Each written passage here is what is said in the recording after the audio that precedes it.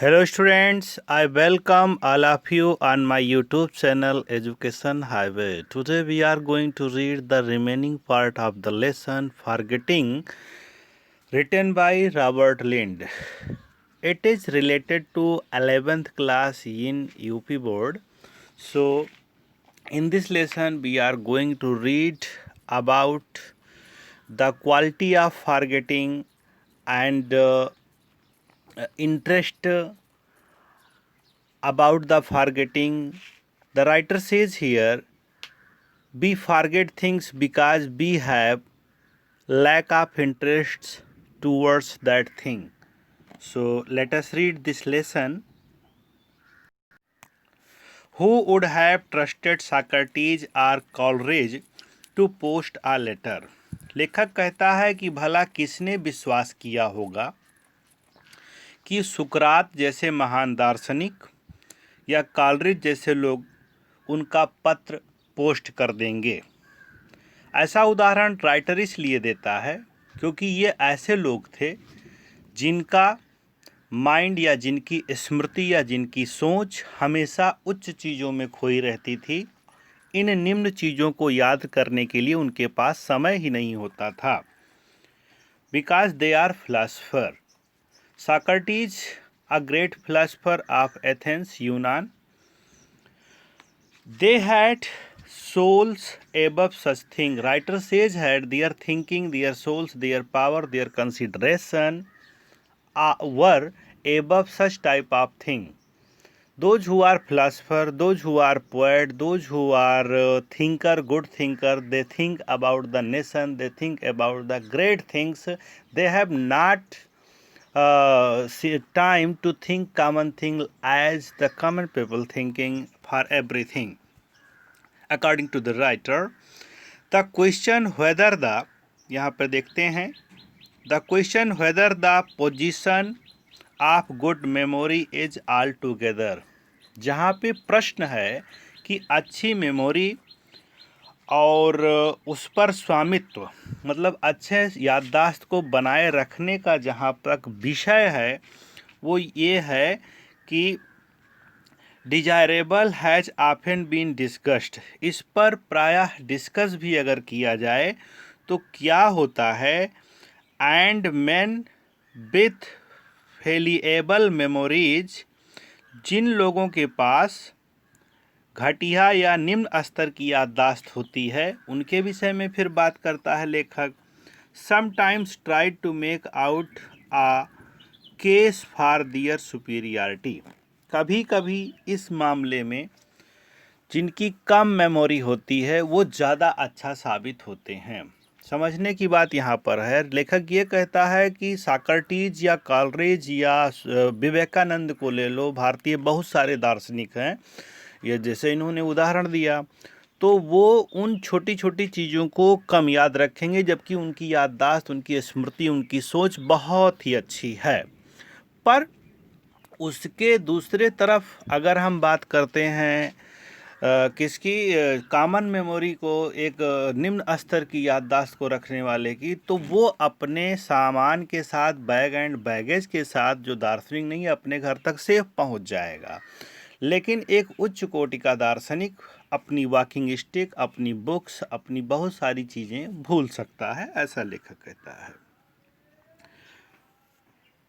A man, यहाँ से देखते हैं, अ मैन दे से who is a perfect remembering machine is seldom of a man the first intelligence. एक आदमी जो हर चीज़ों को अक्सर याद रखता है, उसको लेखक ने क्या कहा है, परफेक्ट रिमेंबरिंग मशीन। वो हमेशा हर चीज़ों को याद करने की एक मशीन की तरह होता है, ऐसा लेखक ने कहा है। एंड वह अपने बुद्धिमानी को हमेशा साबित भी कर देता है क्योंकि उसे वो याद रखता है। और दूसरी चीज़ यहाँ पर और ये लेखक ने समझाया है कि हर चीज़ों को याद रखना प्रथम बुद्धिमानी भी है। आपको अगर कोई चीज़ कंटिन्यू याद रहती हैं, बहुत पुरानी बातें याद रहती हैं, आपका स्मृति पटल अच्छा है, तो ये प्रथम योग्यता है आपकी, ये सुपीरियरिटी है। And they quite various cases children are men who had marvellous memories, बहुत सारे मामलों में लोग ऐसा उल्लेख करते हैं कि बच्चे आदमियों की अपेक्षा अद्भुत क्षमता वाले होते हैं। छोटे बच्चों को बहुत याद रहता है, अपना ही बचपन हम याद करते हैं, आप याद करते हैं, तो जो चीज़ें बचपन में अधिक याद हो जाती थी, कोई भी चीज़ हम एक बार देख लेते थे तो हमें याद हो जाती थी, वो बड़े लोगों पे होने पे नहीं होती है। And who at had no intellect to speak up, and who at had no intellect, और जिनके पास कोई भी योग्यता न हो इसके विषय में बोलने की। फिर लेखक बोलता है, आई इमेजिन हाउ एवर, मैं कल्पना करता हूँ कैसे कि, पेज को ऊपर करते हुए, on the whole the great writers and the great composers of music have been men with exceptional power of memories. लेखक कहता है कि मैं कल्पना करता हूँ किस तरह से एक बहुत बड़ा जो लेखक है, कंपोजर है, उसके पास विलक्षण क्षमता होती है किसी चीज़ को याद रखने की, किसी भी याददाश्त को बनाए रखने की उसके पास विलक्षण क्षमता होती है। एक कंपोजर, एक राइटर के पास किसी चीज़ को याद रखने की विचित्र क्षमता होती है, पावर होती है। फिर देखते हैं नए पेज पे जा कर के, यहाँ से, the poets I have known have had better memories than the stock brokers. एक कवि के पास अच्छी स्मृति होती है, अच्छी याद करने की क्षमता होती है की तुलना में जो एक ब्रोकर होता है, शेयर दलाल होता है, या जो भी ऐसे काम करता है उनकी अपेक्षा। आई हैव नोन, जैसा कि मैं जान चुका हूँ, memory indeed is half the substance of their art, जैसा कि मैं जान चुका हूँ, जो याददाश्त है वो एक आधा गुण है कवियों का। कवि को के अंदर अगर ये क्षमता नहीं है कि वो कविता को अपनी याद रख सके तो वो बेकार है। तो पोएट यहाँ पे कहता है कि कवि जहाँ पर तक है वह अगर अच्छी स्मृति वाला है, याद करने वाला है, तो वह इसका एक विशेष आर्ट है, एक विशेष गुण है। ऑन द अदर हैंड, और दूसरे शब्दों में हम अगर बात करें, स्टेट्समैन, राजनेता, leaders, seems to have extraordinary bad memories, जो नेता होते हैं इनके पास लेखक के अकॉर्डिंग बैड मेमोरीज होती है, बहुत अच्छी याददाश्त नहीं होती है। उदाहरण के लिए ये बात करता है लेखक, let two statesman attempt to recall, अगर दो नेताओं को कहा जाए कि आप एक घटना को याद करिए, let two statesman attempt to recall, इनको कहा जाए कि आप रिकॉल करिए, स्मरण करिए, क्या रिकॉल करना है, the same event what happened for example eight the same cabinet meeting, एक विशेष कैबिनेट मीटिंग की एक घटना को आप याद करिए, इनको बोला जाए तो उसमें अंतर क्या होगा, यहाँ पर लेखक बताने की कोशिश करता है।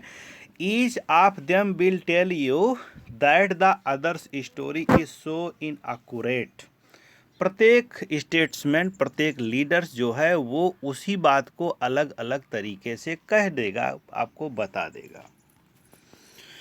फिर लेखक बोलता है, that either he has a memory like a sieve, उसकी मेमोरी की तुलना को, उसकी स्मरण शक्ति की तुलना को एक स्यू से तुलना कर दिया। Writer compares here the memory of a leader like a sieve with sieve. Sieve means होता है चलनी, ठीक है, जिससे आटा चाला जाता है, छाना जाता है, ठीक है।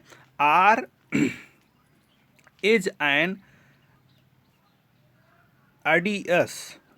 एडियस साहसी, इसके बावजूद भी जो लीडर होता है वो साहसी होता है, निडर होता है। किस मामले में, परवर्टर ऑफ द ट्रुथ, झूठ बोलने के मामले में बड़ा निडर होता है, अपनी बात को बड़े साहस के साथ कह देगा और लगेगा कि सच बोल रहा है according to the writer. I am not saying the frequency with which the fact in the autobiographies. अच्छा, इसी संदर्भ में अगर हम बात करें आत्मकथाओं को लेकर के, the frequency with which the facts in the autobiographies and speech of statement, और भाषण के बारे में बात करें, किसके भाषण के बारे में, किसी स्टेट्समैन ने कोई भाषण अगर दिया है, तो किसी भी लीडर्स ने अगर कोई भाषण दिया है, that the world has not at begin to produce ideal statement who like a great poets. इस संसार ने अभी कब की तरह कोई एक भी लीडर को प्राप्त नहीं किया है जिनके पास एक कवि की तरह मेमोरी रहे, स्मरण शक्ति रहे। फिर देखते हैं हम, have the genius of end of intellect combined, जिनके अंदर बौद्धिक क्षमता और लीडरशिप दोनों कंबाइंड रूप में देखने को मिले, ऐसा आज तक संसार में कोई लीडर अच्छा नहीं मिला है according to the writer. Now at the same time ordinarily good memory is so common.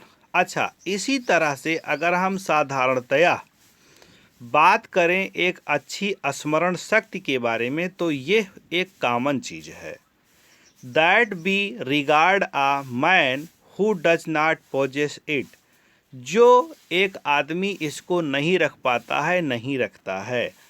That be regard a man who does not possess it, जो आदमी के पास एक ये चीज़ नहीं होती है। एज, फिर देखते हैं एसेंट्रिक, इस मामले में एक सनकी कहानी है। I have heard of a father who having offered to take the baby out in the perambulator. इस मैटर में मैंने एक कहानी को सुना है, एक कहानी इसमें लेखक बताता है, एक पिता के बारे में जो सनकी होता है और उसने ऑफर किया हुआ होता है, उसने प्रस्ताव रखा होता है अपने बच्चे को कि पैराम्बुलेटर में बिठा करके हम घुमाने ले जाएं। फिर क्या होता है, पैराम्बुलेटर एक छोटी गाड़ी जो बच्चों को स्कूल ले जाती है, was tempted by sunny morning to pause on his journey. वो आकर्षित हो जाता है, सुबह सुबह जब निकलता है, वो सुबह धूप वाली होती है और उसी धूप में वो घुमाने के लिए जाता है, पर अपनी यात्रा को वो पॉज कर देता है, रोक देता है।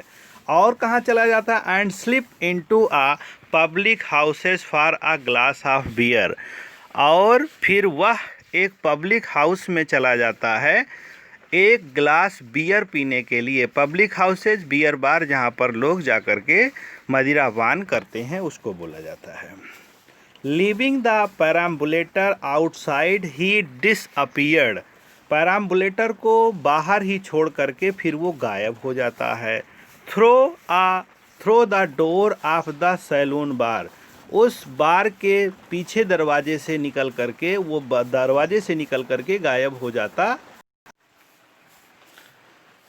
A little later his wife had to do some shopping for, थोड़े समय के बाद उसकी धर्मपत्नी किसी काम बस शॉपिंग करने के कारण, दुकानदार खरीदारी करने के कारण वहाँ से निकलती है।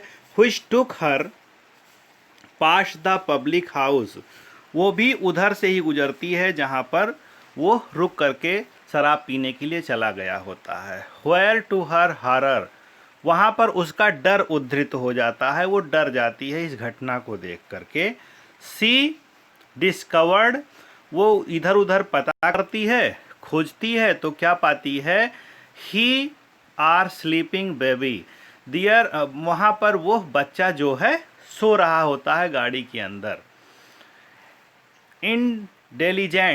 इंटेलिजेंट क्रोधित होकर के, इंडिग्नेंट क्रोधित होकर के, एट हर हस्बैंड्स बिहेवियर, इस काम से, इस स्वभाव से, इस प्रकार की हरकत से अपने पति पर क्रोधित होकर के she decided to teach him a lesson.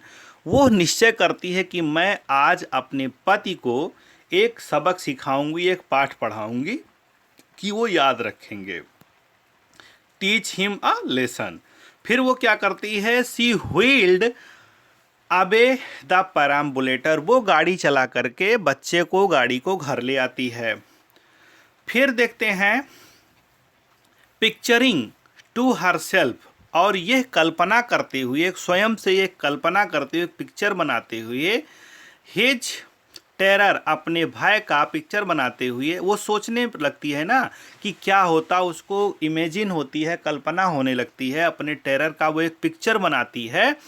When he would come out and find, क्या होगा जब मेरा हस्बैंड पब्लिक बियर बार से निकल के आएगा और उसको पता चलेगा कि बच्चा और गाड़ी गायब है। इस बात की वो कल्पना करती है। And find the baby gone. She arrived home. वो घर अपने आ जाती है। एंटिसिपेटिंग विथ एंग्री रेलिस, एक आशा करते हुए। Anticipating hopping against her husband कह सकते हैं। विथ एंग्री रेलिस, अपने रुचि और क्या कहते हैं, गुस्से के साथ। The white face and quarrying lips, वो आशा करती है कि अभी सफ़ेद चेहरा, मतलब भयकंपित चेहरे को लिए हुए, कांपते हुए ओठों के साथ मेरा हस्बैंड आएगा। That would soon appear with news, और इस समाचार के साथ वो आएगा, हमको समाचार सुनाएगा कि the baby had been stolen, बच्चे को किसी ने चुरा लिया।